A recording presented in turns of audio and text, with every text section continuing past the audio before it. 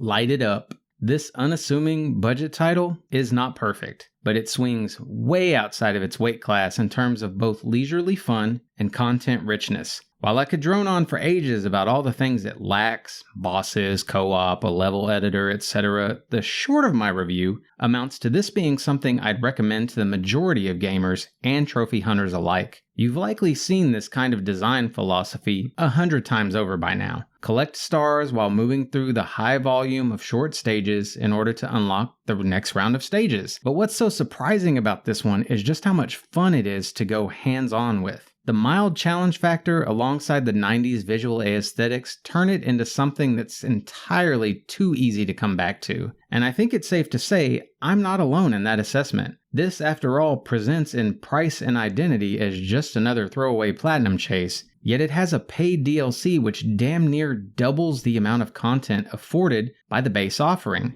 So the devs clearly knew players would want more once they started playing, and they're not wrong. The game's mechanics are quite basic, true, but many of the levels are carefully constructed with an eye on both fun and challenge. My primary under-the-hood critiques are seemingly at odds, but I'll give them to you nonetheless. I'm not in love with how many stars are required to be collected in order to access the later bits of the game, yet I'm also not crazy about how stages can be continued through by spending some gems, usually resulting in an overly easy 3-star completion. The base game affords you 2 jumps before landing, and your only forced goal in any stage is to light up every block by either landing on it or pushing another lit up block into it. Things quickly begin spinning, exploding, magnetizing, and accelerating all over the place. Sometimes there are spikes or walls you can't jump through. It never gets so overwhelming though that you're removed from the zen-like experience of traversing this easy-on-the-eyes game world. What I think hurts to know is just how stellar this could be if there was any emphasis at all on the pieces which typically make up memorable single-player experiences,